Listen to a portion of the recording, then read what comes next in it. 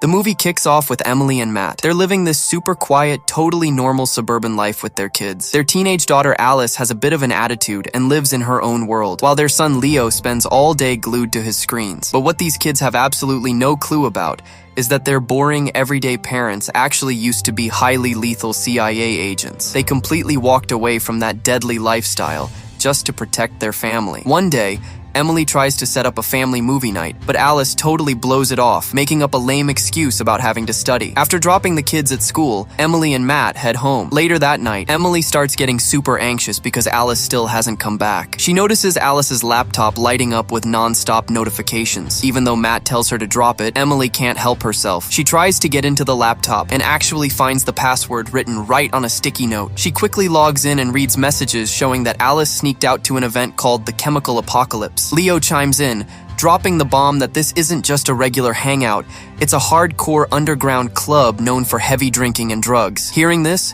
Matt and Emily immediately track Alice's phone and rush straight down to the club. Once inside, they spot Alice having the time of her life on the dance floor. Emily marches right up to her and orders her to leave and go home immediately. Just then, a group of guys standing nearby starts mocking Matt and Emily, calling them old boomers. But things cross the line when one of the guys aggressively grabs Alice's arm to stop her from leaving. Seeing this, Emily doesn't even hesitate. She grabs the guy by the throat and violently smashes his head straight into the wall. Matt instantly jumps right into the brawl alongside her. In just a few minutes, the two of them absolutely dismantle the entire gang, breaking bones and laying everyone out. But then they notice a few people in the crowd recording the whole brutal fight on their phones. Matt quickly snatches a guy's phone and deletes the video to cover their tracks. On the drive back, they confess to Alice that they snooped on her laptop to find the club. As punishment for sneaking out, Alice gets grounded for days. Furious, Alice demands to know how her boring parents know how to fight like literal assassins. To cover it up, Emily makes up a lame excuse, saying they took a few taekwondo classes back in the day,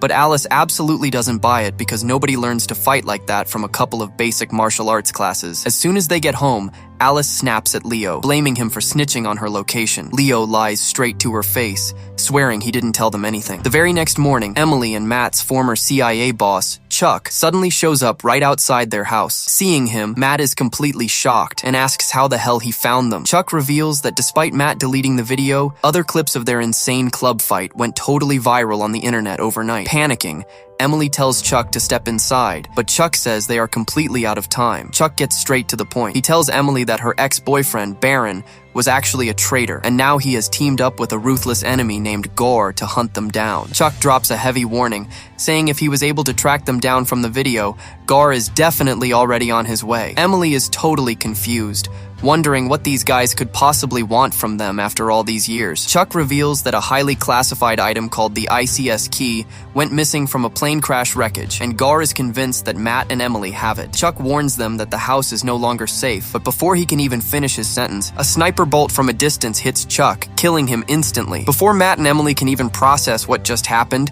a heavily armed hit squad pulls up outside their house and starts unloading a massive hail of bullets. Luckily, the kids are still at school. Running for their lives, Matt and Emily sprint back inside the house to take cover. Suddenly, it hits them. The assassins might head straight for the school to target the kids next. Wasting absolutely no time, they rush into the garage. Matt quickly rigs one of their cars, jamming the gas pedal. The car busts straight through the garage door and violently rams into the hitmen's vehicle. Using the sheer chaos as a distraction, Matt and Emily jump into their second car and speed off. The hitmen recover and immediately give chase. Right in the middle of this insane high-speed car chase, Emily frantically asks how they are going to convince these guys they don't have the key. But looking at Matt's guilty face, Emily instantly realizes the truth. She stares at him in disbelief and yells, "Are you out of your mind? You actually took it?" Matt finally confesses that he stole the ICS key to keep it from falling into the wrong hands. He reveals he hid the key at Emily's mother's house because her place has the best security possible. Meanwhile, the hitman's car is getting dangerously close. Thinking fast, Matt grabs some Diet Coke and Mentos, mixes them together to create a massive makeshift chemical bomb, and tosses it straight at the enemy car. The sudden explosion totally blinds the driver, causing him to lose control and crash head-on into a massive truck. With the immediate threat gone, they race straight to the school, grab the kids, and make a run for it. The kids are completely freaking out, having no idea what is actually going on. Without explaining a single thing, Matt and Emily drive them straight to the airport. When the kids find out they are suddenly flying to England, Emily drops a bombshell. She tells them they are going to visit their grandmother. Hearing this, Alice absolutely absolutely loses it. She screams that they were told she was dead and demands to know how many more lies they have been fed. Matt steps in, desperately trying to do damage control, and somehow manages to calm everyone down. On the plane, Emily thinks they really need to tell the kids the truth now, but Matt insists it isn't the right time yet. The next day, the whole family touches down in London using completely fake passports. From the airport, they take a shuttle bus to a massive parking lot. As they step off the bus, Emily intentionally bumps into a random guy and smoothly pickpockets his car keys,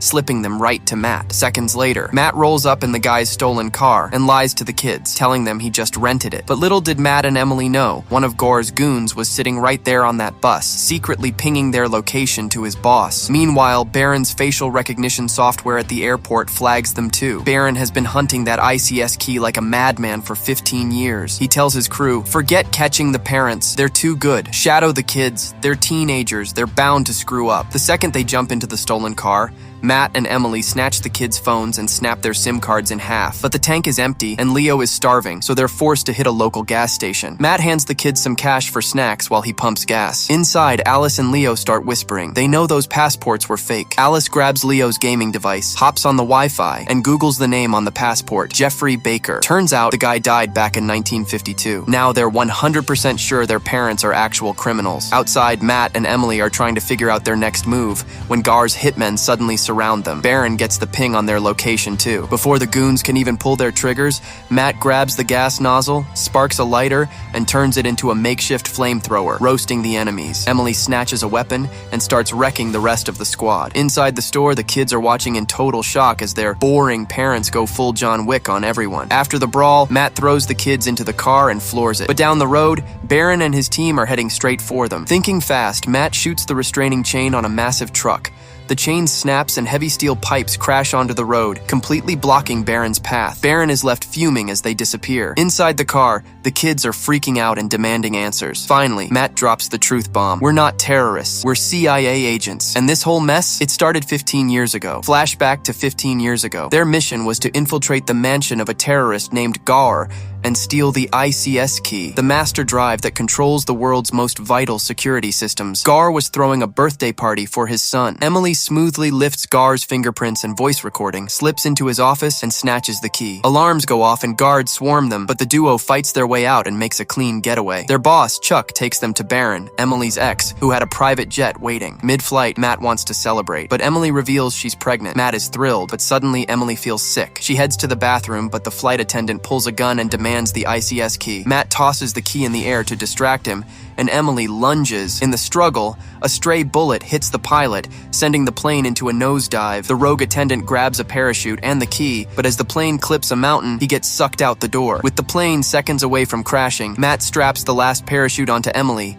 and tells her to take care of their baby, but Emily refuses to leave him. She wraps her legs around his waist and they jump out together. Once they hit the ground, they realize they can never live a normal life as spies. Since the world thinks they died in that crash, they decide to disappear and live as regular people to protect their child. Back in the present, Leo thinks this is the coolest thing ever, and even Alice is impressed. But Emily snaps, "How did you get online?" Leo admits he used his gaming device. Realizing they've been tracked, Matt snatches the device and chucks it onto a passing truck. Meanwhile, Baron reaches the gas station. He sees a tattoo on one of the dead goons and realizes Gore's men are already on their tail. The next morning, Matt drives the family to Emily's mother's estate. Mother and daughter haven't spoken in years. The kids are blown away by the massive mansion, wondering if their grandma is some kind of royalty. As Emily opens the gate, a gunshot rings out. Standing there is Ginny, their grandma, casually taking target practice at a bird. Emily is shocked to find out Matt has been secretly sending Ginny photos of the kids for years. Matt just wants to grab the ICS key and run, but Ginny stalls them. Just then, Ginny's boyfriend Nigel walks out, and the two start heavily making out in front of everyone, making the whole family super awkward. To break the tension, Matt asks Nigel to give the kids a tour so the adults can talk. On the other side, Baron is tracking the gaming device,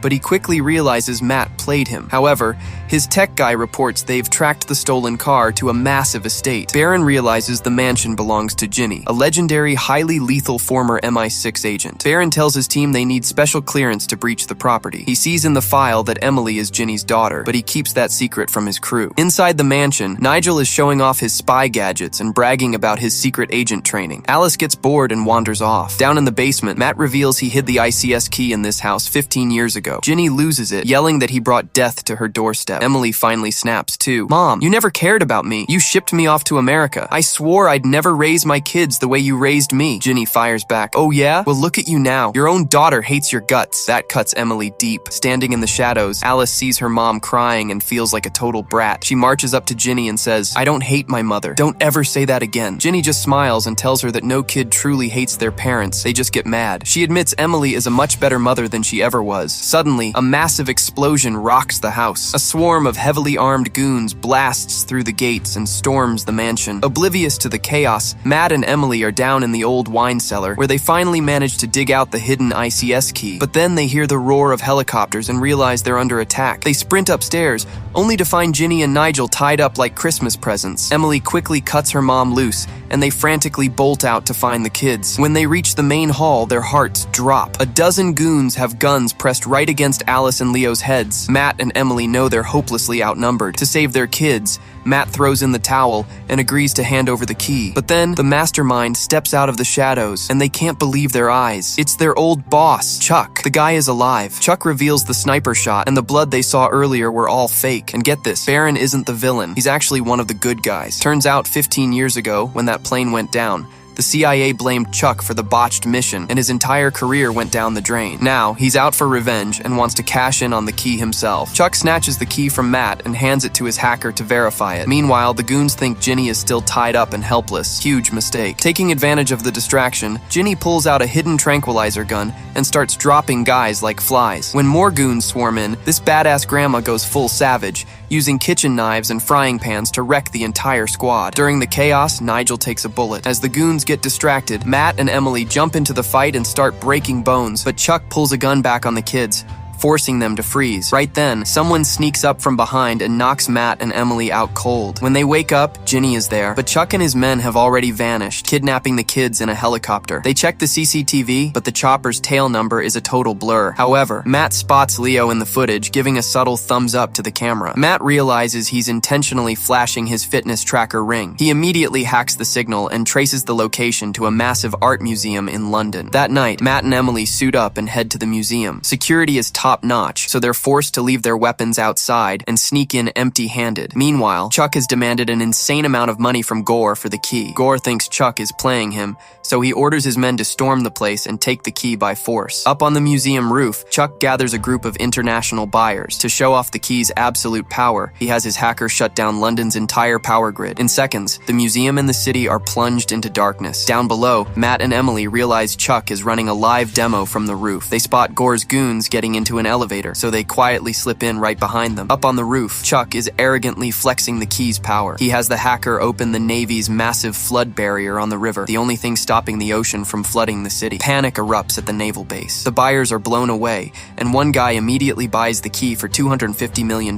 Suddenly, Baron and his elite team breach the roof. Emily thinks he's there to arrest them, but Baron reveals he finally figured out Chuck was the real traitor. He offers to team up with Matt and Emily to end Chuck once and for all. They all storm the auction area together. Seeing the walls closing in, Chuck grabs the kids and makes a break for it on a speedboat. While Baron's squad engages in a massive shootout, Matt and Emily race after Chuck. Gar's hitmen surround them on the street, but suddenly, green laser dots appear on the goons' foreheads. It's Ginny, providing sniper cover from a distance. Terrified, the goons drop their guns instantly. Matt and Emily steal the goons' motorcycles and chase the boat. Dodging Gore's remaining enemies with some insane driving, they hijack a speedboat of their own and close in on Chuck. Meanwhile, Nigel spots Chuck's hacker trying to escape with the key. He violently rams his car into the hacker's vehicle and snatches the ICS key back. With Ginny's help, Nigel hacks the system and desperately starts closing the massive river barrier. Out on the water, Matt and Emily leap onto Chuck's boat and toss his goons overboard. They see the massive steel barrier closing right in front of them and realize they're on a collision course. They quickly strap life jackets onto the kids